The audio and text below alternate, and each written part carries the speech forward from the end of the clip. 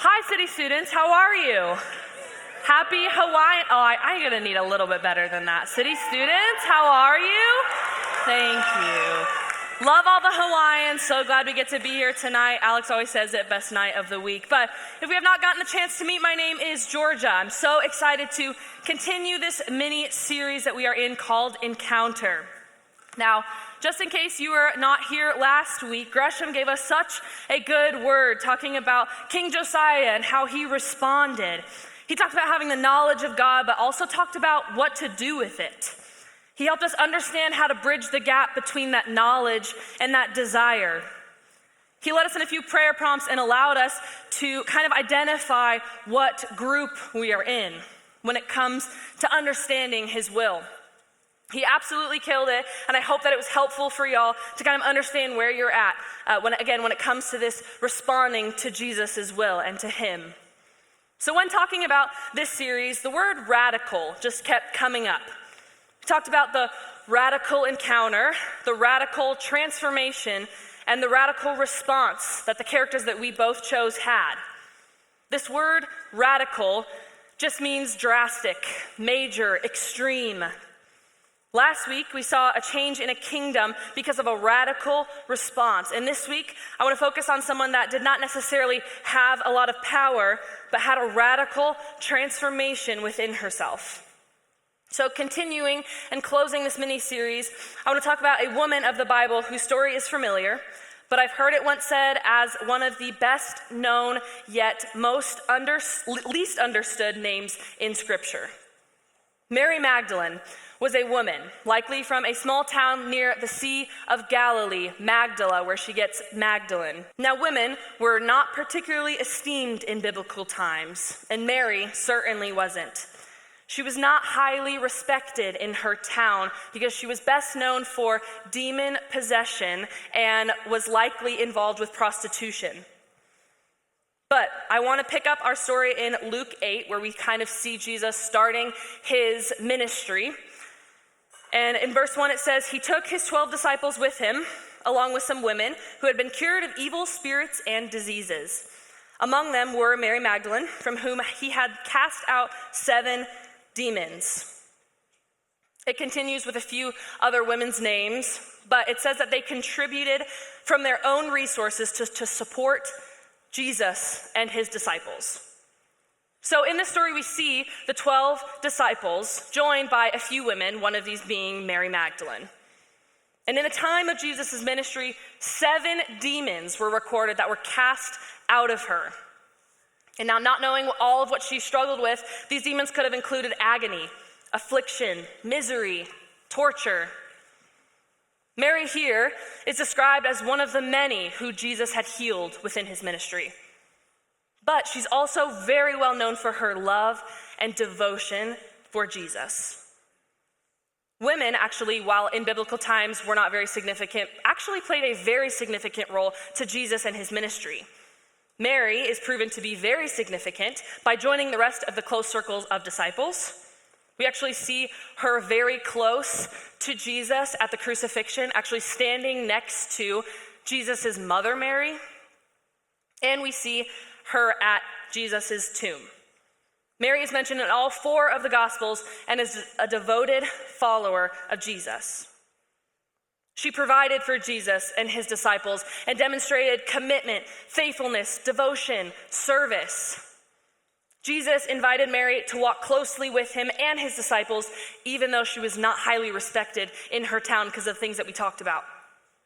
Sin, shame, and all the ways that she fell short, that was her identity. That's what people knew her for. It's probably what she believed about herself. And while it was never really written how or when, she was set free. And what we do see is Jesus continually calling Mary by name. She was overwhelmed at the fact that she didn't deserve it. And so with that, she just devotes herself to worship and to Jesus and his ministry.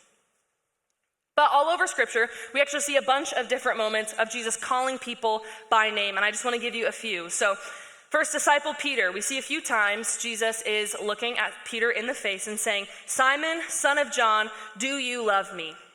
This is reminding Peter where he came from, of his identity, and calling him to this life of agape, this unconditional, never-failing love with Christ.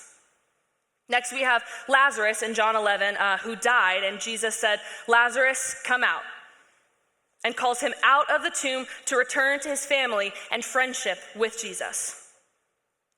Philip, in John 14, asked Jesus to show them the Father, to which he replies, "Don't you know me, Philip? Even after I've been with you all this time, whoever has seen me has seen the Father." And he continues this dialogue with him, continually calling him into a deeper, more meaningful relationship with him. And Mary, we're going to explore this story in just a moment, but at Jesus' tomb, all he has to say is Mary. And she's overcome with comfort and the sense of being known. She instantly recognizes him in that relationship that she has. She's called into newness because he said her name. Now, I want to kind of give you an idea just in case you're like, okay, like name, what does that have to do? So, I want to give you a little picture here. When your friend, let's say, I don't know if this has ever happened to you, so I really hope I'm not the only one. If your friend texts you your name, and that's it. Could be your name and a period. Could be your name in all caps. And then they don't respond. Anybody ever had that? Has anybody ever gone, okay, thank you. That is so scary. Sends me immediately into, I'm calling this person. I'm like, what's wrong? Okay, are you okay? Am I okay? Am I in trouble? Or, I'm gonna give you a different one. Let's say your mom or dad are downstairs. You're upstairs in your room. They call your name. You're like, yeah, and they don't respond. You're like, did I just hear something? Surely they just called my name, right? Anyone ever happen? That ever happened to you? Wow, much more of you. Okay, I'm glad I'm not alone in this. See, my family has a little nickname for me. It's Jay, or JJ. For those of you who don't know, my name Jorja, spelled Jorja. Fun fact for you. So I'm Jay, or JJ.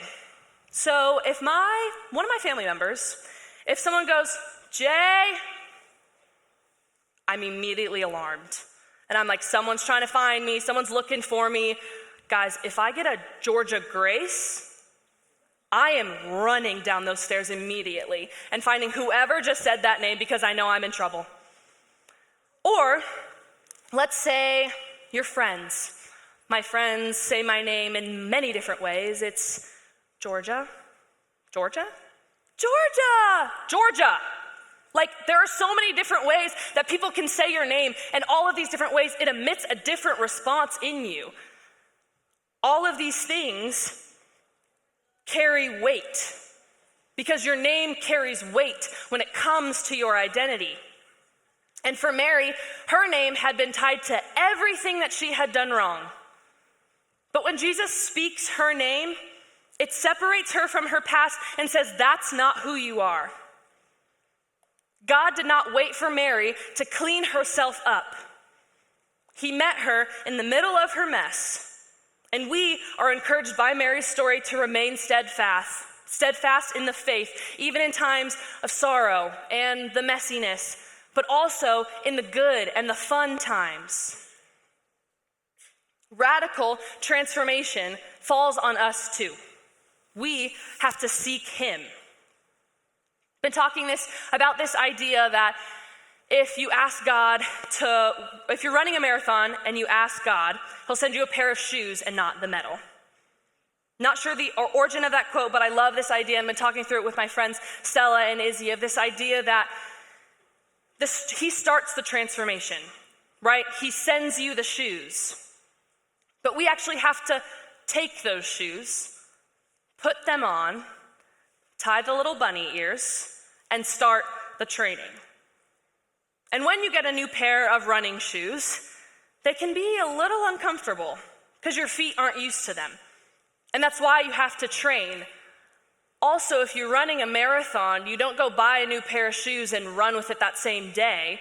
You break them in. It takes a couple months for you to actually be comfortable in those shoes to actually be ready to run that marathon. So if you leave this pair of shoes on the shelf, they're not going to get broken into. So when you put them back on, they're still going to be uncomfortable. But if you wear them all the time, you start running in them, you're going to begin to love the shoes and want to wear them every time you work out. And it's a similar thing to our relationship with God. If we are only on fire for him at camps or during a Bible study, it's going to feel a lot more uncomfortable in these other spaces in an everyday life. But if we choose to spend time with him daily and devote ourselves to him, it's actually going to start to feel a lot more natural. And just like the shoes, it gets easier when you walk in them. And Mary was so excited to get these shoes. She didn't even feel like she deserved anything. So when she got shoes, she was like, best day ever. And God does not promise us that our life is going to be easy. That's the tension. Putting on the shoes does not automatically mean we're going to get the medal. And it doesn't mean that that race is going to be easy. What God promises us is himself. And he gives you circumstances that push you to lean on him. He promises to walk with us. Because when Jesus calls your name, it's not just an invitation to be known, it's an invitation to be changed. I want to go to a story in John 20, where we just ended the crucifixion, and Jesus is in the tomb, and Mary is actually reported to be one of the first people that is seen at the tomb. So picking up in verse 11, Mary was standing outside the tomb crying, and as she wept, she stooped, kind of bent over, and looked in. She saw two white-robed angels, one sitting at the head and the other at the foot of the place where Jesus had been taken away and had been lying. "Dear woman, why are you crying?" the angels asked her. "Because they have taken away my Lord," she replied, "and I don't know where they've put him." She turned to leave and saw someone standing there. It was Jesus, but she didn't recognize him. "Dear woman, why are you crying?" Jesus asked her. "Who are you looking for?" She thought he was the gardener. "Sir," she said, "if you have taken him away, please tell me where you've put him, and I will go and get him." "Mary," Jesus said. And she turned to him and cried out, a Hebrew word for teacher. "Don't cling to me," Jesus said, "for I haven't yet ascended to the Father. But go find my brothers and tell them, I am ascending to my Father and your Father, to my God and your God." So Mary Magdalene found the disciples and told them, "I have seen the Lord," then gave him his message. So in this story, we see that Mary is weeping at the tomb because she had just witnessed Jesus being crucified on the cross. And her looking into this tomb shows her curiosity. It shows us the desire to understand. And we as believers are to seek a deeper understanding, especially in the moments of doubt or confusion. And Mary is curious because she's in love with Jesus. And not like she likes it, like she likes him. No, like she is so infatuated with Jesus because she knows what he's done for her. She knows that he's saved her life. She's been in this deep personal relationship with him and has been walking with him. She loves him. And two angels appeared and are having this interaction with her. She's grieving the loss of Jesus. And it's so interesting because when she first sees Jesus, when he first appears to her, she doesn't recognize him. She thought it was a gardener. But all he has to say is Mary. And she instantly knows who is standing right in front of her. And so she stays. There are a few things in this verse that tell us that Mary is holding on to every word he says, holding on to him physically and not wanting to let go. We just sang the incredible song, "Stay Here," and it's saying exactly that. You are where I run. You are where my help comes from. You are the only one that I need. You will not let go. You are holding on to me. So I'll come and stay here with you. And there's something so special about her instantly recognizing his voice. And it reminds her of the close relationship that she has with him. John 10:3 says that the sheep know his voice. He calls out to them and leads them out. Isaiah 43 says, I have called you by name. You are mine. Psalm 139 talks about he knows everything about me. He knows everything I do, knows everything that I'm going to say before I say it, knows what I'm thinking. He goes before me, and his hand of blessing is on my life. Jesus delivered Mary from demonic possession and called her by her name. City students, your name is not forgotten. He knows each of our names, not as acquaintances, but as his own, as his children. They are written in the book of life and engraved on his heart, just as his name should be on ours. He calls all of you by name. He calls out to me. He calls out to you. Every single person in this room, he calls out to you. But Jesus doesn't call our name to remind us of our pain or of our past, but to restore and fill us with joy. And a crazy thing that I've been thinking about recently is that if I was the only person that was living on this earth, Jesus would still die for me. If you were the single person that was living on this earth, he would still die for you. He would still go through everything he did for you because he loves you and he knows your name. He knows your every thought. He knows everything about you. And so Jesus calls us, men and women, no matter your past, to take up his yoke and learn from him. Being called by Jesus is not just about being seen, it's about being sent. And Jesus comforted Mary outside the tomb and then commissioned her. He told her, go and tell them. Jesus entrusted Mary with the single most important information and message in the entire world and all of history, the news of his resurrection. And being called isn't about being qualified, it's about being available. And I have honestly experienced a glimpse of this myself. This past year at summer camp, I was able to step in and lead an incredible group of 7th grade girls. Where are you at? Thank you. It was so fun. I got to step in with an incredible woman of God as a co-leader, and it was one of the most fruitful weeks of my life. However, if I'm being honest, I didn't feel ready or right. And I certainly, not even close, did not have all the answers. But I was willing. And looking back, realizing it was never about me or about me being qualified. I got to see God move in ways that I could have never expected, in conversations I didn't plan, and in people that I didn't think I could reach. But when I notice, and when I stop worrying about having all the answers and just say yes to Jesus, he does more than I ever can on my own. And that's the whole point. That's the partnership. That's what he wants to do. He gives you the shoes, but you got to take them and put them on. It doesn't matter what or how much you have or haven't been through. Just be willing and devoted. Mary's devotions show up again in John 12:3 when it says, then Mary took a 12-ounce jar of expensive perfume made from the essence of nard, and she anointed Jesus' feet with it, wiping his feet with her hair. The house was filled with the fragrance. So she takes this perfume. It's literally said expensive perfume. This is seen as valuable, costly, a sacrifice. And she just pours it on Jesus' feet. And this act of washing feet is what we see with Jesus and his disciples. He is laying down his pride because he wants to serve the people that he loves. He wants to serve his disciples and doesn't expect anything in return.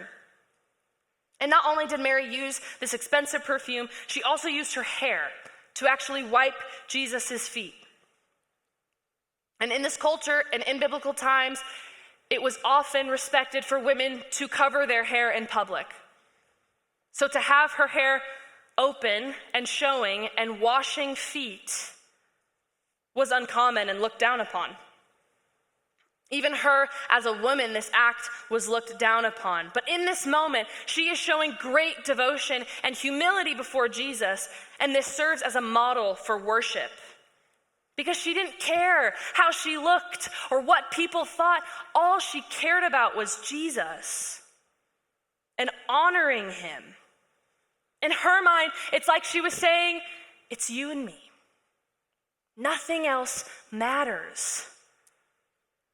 This verse ends, and I love this, that the house filled with fragrance. This can symbolize the impact of this act of worship. And just as the scent filled the house, our devotion and our worship can provide a fragrance to the world. So what if your devotion left a mark everywhere you went? What fragrance are you leaving behind with your worship? Is it of devotion and of love? Or is it of judgment and of pride and of selfishness? Being called by Jesus means being saved, seen, known, restored, devoted. There's a pattern between Mary and Jesus when Mary doesn't recognize him at first, until he calls her name. Jesus calls us by name. Isaiah 43 says that we are made new. When we walk through the fire, we will not be burned. We are set apart. Because Jesus doesn't ignore our brokenness. He meets us. He provides newness. And Mary literally could not help but love and devote her life to Jesus. So why wouldn't we? The question isn't, has Jesus called to you? It's, how will you respond? Mary stayed, sought, surrendered, and went. Mary just loved the Lord and wanted other people to know about him. And that's exactly what we should do. Because it's the same for you, for me, the person sitting next to you. Because you have been called. Your identity has been completely rewritten, and that should change the way that you live. Because we are called to him first, and everything flows from that. Everything changes when we encounter Christ. It's supposed to influence our interactions, our decisions, what we say, our perspective. The blood of Christ transforms us and makes us new. He wants to do this, and it's completely free to us. We just have to be willing. Because God comes where he's wanted. And that's a whole other conversation we can't fully get into, but Mary wanted him. And so he came. Mary was willing, and Jesus did the work through her. And it's a daily decision to walk fully devoted to Jesus. Now, I told you guys about this summer camp story, and I want to bring up a little bit more recent one. For those of you who may not know, I've been an intern here for the past almost 2 years, and I have recently transitioned into a full-time role as a city students coordinator, which I'm just so pumped about. Thank you. Wow, thank you. So excited, love being here more. So recently transitioned into that, and I'm almost a month in, and it's been very exciting. It's been scary, it's been filled with unknown, questioning, am I qualified for this? Am I right for this? Is this the right next step for me? And that story of me being a small group leader, I often see God move after the fact.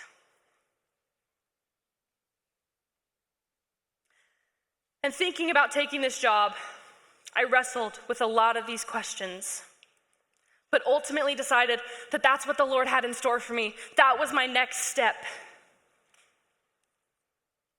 And that I decided that what he has in store for me is way more important, what he has for me, for this ministry, for all of you, it's way more important than what I feel.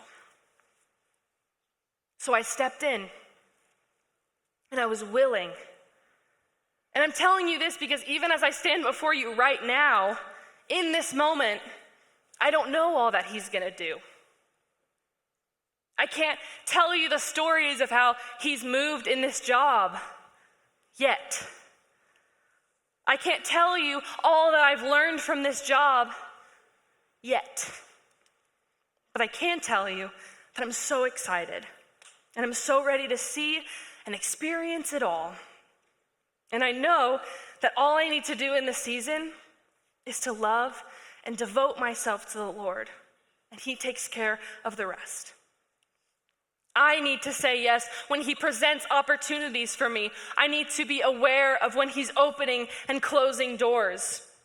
I need to put the shoes on because he's not just gonna give me the medal. And it makes me emotional because as we're singing this song, we are never, ever to the point where you're outside the love of God. I am never too far gone, but if I am willing and if I lean in, he's gonna meet me there. He's gonna give me everything that I need, and he has. Mary is such a powerful example of devotion and love of Christ. She's someone whose story I hold close to me and is seen as such as an incredible example of being so consumed by the love of God that all you can do is devote yourself and live your life for him and with him. Because how beautiful is that?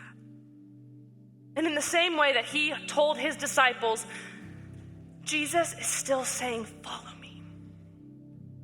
The same Jesus who cast out 7 demons and called Mary by name calls out to you today, tomorrow, and for the rest of your life.